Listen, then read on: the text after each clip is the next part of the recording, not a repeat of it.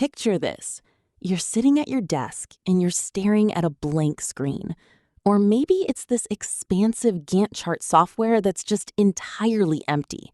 That is the most intimidating view in the world, just all those empty little cells. And you've just been tasked with leading a completely new initiative, and it's massive, highly complex. And immediately you feel that familiar creeping sensation of total overwhelm. You're staring down this beast of a project, and it is loaded with so many unknown components, so many critical variables that haven't even been decided yet. I mean, you couldn't possibly figure out how to break it down, let alone schedule it all out from day 1 to month 18. But you feel like you have to, and you want to, because that's what corporate culture demands. You have to plan every single deliverable up front, so leadership can sign off on a budget. It's a completely paralyzing moment for anyone, and it usually forces you down one of two paths. Either you freeze entirely in a sort of analysis paralysis, demanding more and more preliminary research while the clock is ticking away, the classic delay tactic. Or you cave to the pressure and end up making wild, totally unsubstantiated guesses just to populate the cells on a spreadsheet, just to have something to show in the meeting. And you build a schedule based on pure fiction, which ultimately sets the entire team up for a massive, cascading failure down the road when reality actually hits. You build a house of cards out of sheer guesswork just to pacify a steering committee. Welcome to Learn Digital Way. In today's session, I want to unravel a core methodology of project management strategy that directly targets that feeling of overwhelm, which I think so many people can relate to. So my goal here is to extract the mechanics of this approach to help you, the listener and viewers, conquer that upfront analysis paralysis and actually build a resilient schedule. Let's dig into this specific framework because the underlying theory fundamentally challenges a very deeply ingrained, almost primitive instinct we all have when it comes to work, which is the need for absolute certainty before taking action. We have this traditional urge to plan a project down to the smallest possible detail in advance. We want the comfort of a map. We want to know exactly who is going to be doing what on some random Tuesday 4 months from now. The reality of complex work is that projects have phases that are entirely unpredictable. We can't see around the corners of a phase before we've even started walking down the hallway. We hold ourselves to this impossible standard of clairvoyance. There's this pervasive myth in corporate culture that if a project manager is just smart enough, or if the team just brainstorms hard enough in the kickoff meetings, then you can predict and mitigate every single future hurdle. But the framework I'm looking at today actively rejects that idea. It establishes that not only is it functionally impossible to plan everything up front when dealing with heavy unknowns, but it's actually structurally detrimental to the project's health to even try. There's a systemic approach to tailoring your planning based on your actual proximity to the work, which fundamentally reorients how we handle unknowns. So there's a very specific scenario, working on a project that has too many unknown components to adequately break down the work and schedule it. That specific sequence of constraints, unknowns preventing the breakdown of work, which then prevents scheduling, that's a highly specific chain reaction. It's a domino effect of impossibility, and it's vital for everyone to recognize that unknown components are not a symptom of poor leadership or a lack of due diligence. It's not your fault. They are an inherent property of complex systems. When you're dealing with high variability environments, like developing a net new software architecture or entering a completely untested market, the variables interact in ways that just cannot be modeled in a vacuum. You just don't have the data. If a component is genuinely unknown, you lack the physical data required to deconstruct it into discrete, estimable tasks. And if you can't break it down, assigning a timeline to it is just an exercise in futility. Even in a predictive environment, it is often better not to plan the entire project down to the smallest detail in advance. If an environment is literally classified as predictive, meaning we generally know the scope, the requirements are stable, the end product is completely understood, are you thinking, shouldn't the entire point be that we can and should predict and plan every detail? It seems logical. Well, that is the central paradox. What's fascinating is the distinction between knowing the destination and knowing the micro friction of the journey. So, a predictive environment means the overarching goal and the general mechanics of the solution are understood. Think of a commercial construction firm building a standard residential complex, or an IT department rolling out a routine server migration. Stuff they do every day. They've done it 50 times before. The environment is heavily predictive, but the framework inserts a massive caveat against planning to the smallest detail. So even when you think you know exactly how the project lifecycle is going to behave, you're supposed to hold back. You have to actively resist the urge to map out the micro tasks for, let's say, month 8. It is because forcing that level of microscopic planning prematurely, even when you have a really high degree of confidence in the outcome, creates a highly brittle system. Brittle because it can't adapt. You might know the major milestones: pouring the foundation, framing that residential complex. But do you know exactly how many hours it will take a specific subcontractor to install the HVAC ducting in Unit 4B on a Thursday in November, factoring in traffic and lunch breaks? No way. And factoring in potential supply chain delays for a specific gauge? You just don't know. Trying to lock in that smallest detail in advance creates a fragile dependency network. And if one minor assumption shifts, a late delivery, a sick employee, the entire meticulously crafted Gantt chart just shatters, and it triggers a massive administrative burden just to re-baseline the whole thing. The tighter you grip the plan, the more brittle it becomes. Let's go into that direct linkage between too many unknown components and the inability to adequately break down the work. This is where teams usually hit a brick wall during Sprint Zero or the initial planning phase. Why is the act of breaking down work so heavily reliant on eliminating unknowns? Well, it is because the work breakdown structure, the actual process of decomposing a massive deliverable into manageable work packages, requires structural integrity.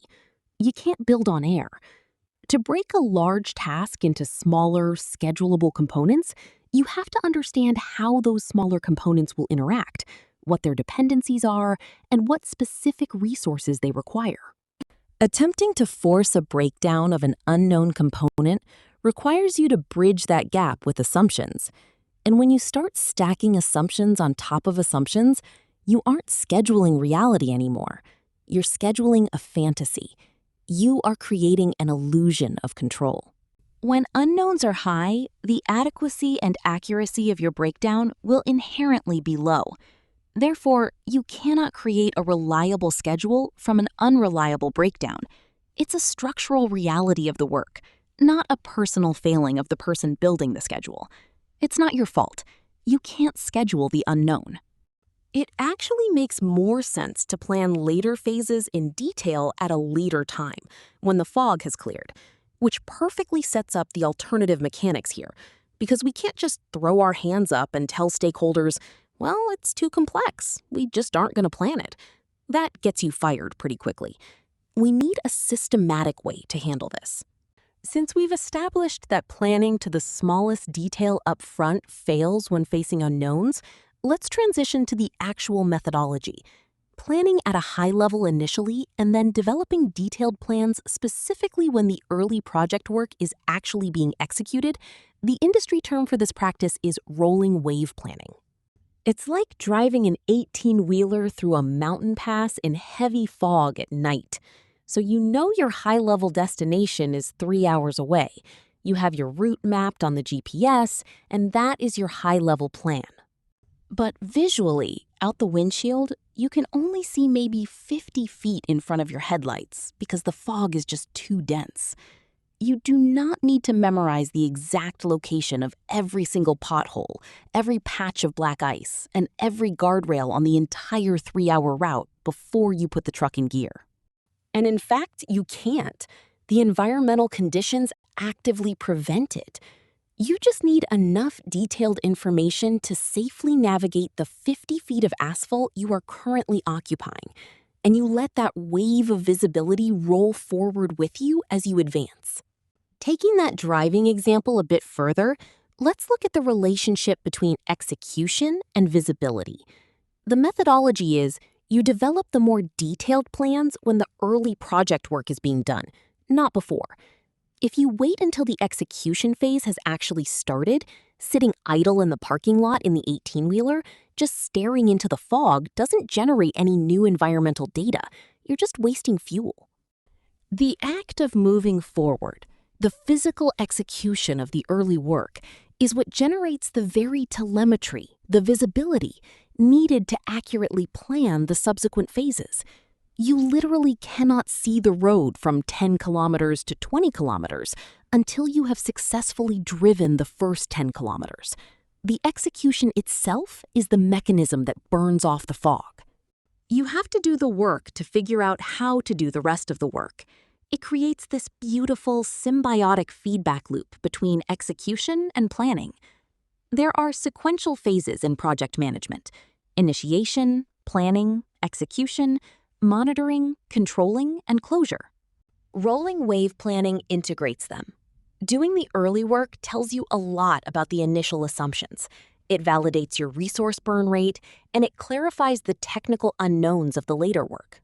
So, what does this all mean for the friction you experience in day-to-day operations? Because theory is great, but we have to apply this.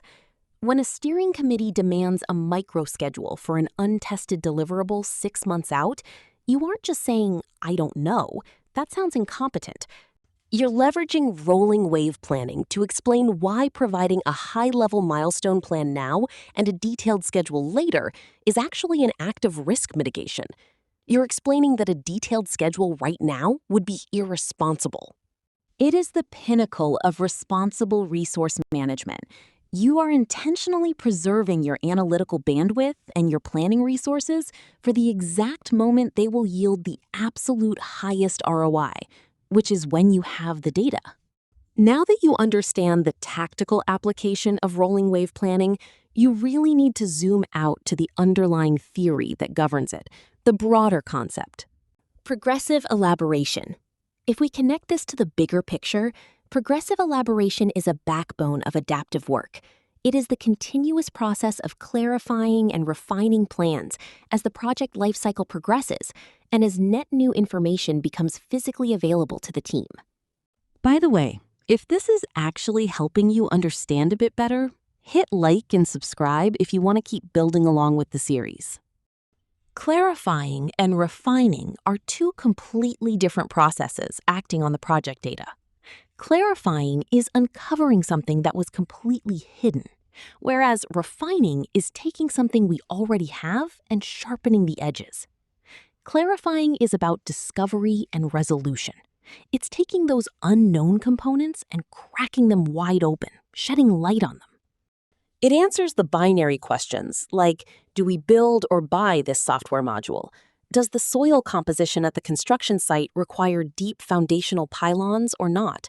You're clarifying the reality of the environment. Refining, conversely, implies that a baseline structure already exists, but it just lacks precision. Let me give you an example of refining. So you have a high-level estimate that a phase will take, say, 4 weeks. As you get closer, you refine that estimate into a specific 18-day schedule based on the actual observed velocity of your team. You're taking the rough sketch and engineering it into a highly precise blueprint. The entire concept hinges on planning when more information becomes available. In complex systems, data degrades over time. If you plan a highly detailed logistical sequence 3 months in advance, the underlying variables, vendor pricing, resource availability, market conditions, API structures, they will likely drift before you ever actually start the work. So your plan becomes obsolete before you even use it. The most accurate information about a project phase is usually available just before that phase begins. If you plan too early, you inevitably have to scrap that plan and rebuild it when reality finally asserts itself, which is incredibly frustrating for the team. It kills morale. You must tailor the density of your project planning based on your proximity to the horizon of the unknown. If a phase is well understood, you can plan it out further because the fog is light. But if a phase is completely unprecedented, your detailed planning horizon might only be 2 weeks long. It's a responsive, adaptive methodology that scales the level of detail to the availability of verifiable facts. So, if we are constantly engaging in progressive elaboration, if we are constantly discovering new realities and refining our estimates just before the work starts, how does that impact the actual logistical footprint of the project? The answer is it alters it constantly, because if you are constantly updating the plan as you uncover new details, that inherently changes the scope of what you have to do. The iterations inherent in rolling wave planning will predictably result in additional activities being discovered and added to the backlog, along with further elaboration of the existing stuff. And this is where the C-suite and the finance department usually start sweating. If we are constantly adding new activities to the schedule because progressive elaboration revealed we need to do the activities, the project just becomes a chaotic moving target. It is a nightmare to a CFO. How is this any different from unchecked scope creep, where a project just balloons infinitely because the team keeps finding cool new things to build? And the answer is the difference between discovery and distraction. Unchecked scope creep happens when teams add features that are outside the boundaries of the original strategic objective. Gold plating. Wouldn't it be cool if the app also ordered pizza? That's a distraction. And there are iterations of rolling wave planning. You discover the necessary work that was previously obscured by the fog. An iteration is a structured, managed, and boundaried repetition of a process. It is not chaos. When you're pouring a foundation and you discover an underground spring that wasn't on the initial geological survey, which happens all the time in construction, adding the activity of installing French drains isn't scope creep. It's discovering the ground truth of what is required to fulfill the original objective safely. Finding out you have to build a drain isn't a failure of the original plan. It's a success of the iterative process. You learn the truth. If you ignored the spring just because it wasn't in the original baseline schedule, the building would eventually flood and collapse. And that discovery creates a mandatory administrative ripple effect. Because you've identified new necessary activities, you have fundamentally altered the reality of the project. Therefore, rolling wave planning inherently creates the need for continuous updates to the core project management plan and all associated project artifacts. Let me talk about the friction of updating project artifacts, because in a heavy enterprise environment, an artifact isn't just a casual to-do list on a sticky note. It's a formal document. It's the official register, the master Gantt chart, the resource allocation matrix, and the budget forecast. These are heavy, cumbersome documents. The administrative burden of constantly updating these artifacts to reflect the newly elaborated truth can be massive. Why is it so critical to keep them perfectly synced? The answer is because project artifacts are the single source of truth for the organization. They are the tangible evidence of the project's current state and its future trajectory. They are how the business sees the project. If your team discovers that underground spring and they physically start building the French drain, but your master schedule and budget artifacts still reflect the old, inaccurate, high-level assumptions, you've created a lethal disconnect. And if leadership is making financial decisions based on an outdated map, they're going to drive the company off a cliff.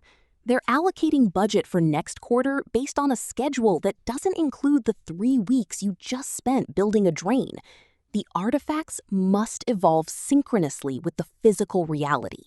The high-level plan you drafted on day one was merely a starting hypothesis, a highly educated guess. But yes, as progressive elaboration proves or disproves that hypothesis, the artifacts must become sharper, more detailed, and strictly accurate. But this continuous updating process introduces a massive governance vulnerability. It is because if we're constantly finding new work and updating our maps, how do we stop the project from just derailing entirely regarding its budget and timeline? You can't just quietly add 3 months of work to the master schedule and hope nobody in finance notices. Finance always notices. And that brings us to the governance mechanism that locks this entire flexible system into place. This is where I want to transition from the adaptive mechanics of discovery to the rigid mechanics of control. Here's where it gets really interesting, because in the entire session, we have spent all this time advocating for flexibility and adapting to the unknown, but there's a hard stop. Since earlier versions of the project plan are usually already baselined, the changes generated by progressive elaboration often require formal change requests and integrated change control. Let's look at the gravity of a baselined plan here, because this is the anchor point for the entire methodology. A baseline isn't just a draft. In the context of formalized project management, the baseline is the approved, blood-signed contract between the project team and the organizational stakeholders. It's the promise you made. It represents the locked-in agreement regarding the high-level scope, the approved budget, and the target delivery schedule.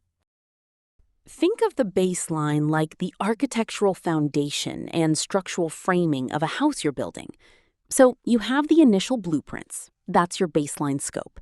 Now you're using rolling wave planning. You're inside the house. The drywall isn't up yet. And through progressive elaboration, you realize that moving a doorway 3 feet to the left will vastly improve the flow of the kitchen. You're refining the plan as you get closer to the actual finish work. Now, if that doorway is in a non-load-bearing partition, you might just update the local artifact, the floor plan, and just move it. But if moving that doorway requires cutting into a steel I-beam, a weight-bearing structure that was established in your foundational baseline, you cannot just hand a guy a blowtorch and tell him to figure it out. Absolutely not. The house would fall down. You have to stop work, go back to the Architectural Review Board, submit new structural engineering drawings, and formally request a permit modification.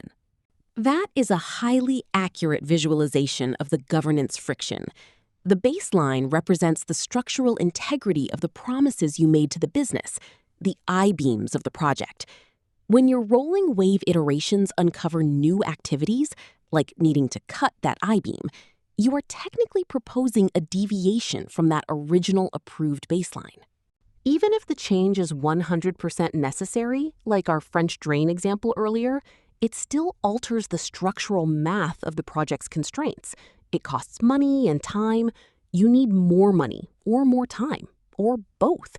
And that's why you need the equivalent of city permits, formal change requests, and integrated change control. Implementing integrated change control may sound incredibly bureaucratic to some of you.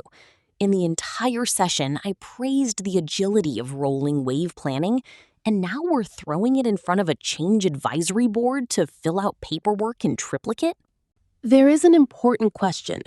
How do you maintain the agility to navigate the fog while enforcing the financial and temporal discipline the business actually requires to stay afloat?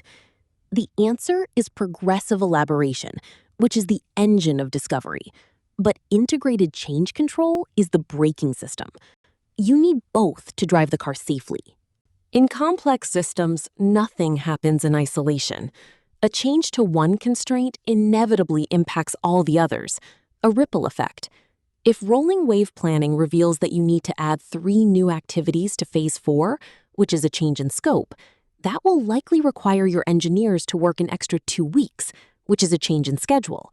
And working an extra 2 weeks increases your burn rate and requires additional funding, which is a change in cost.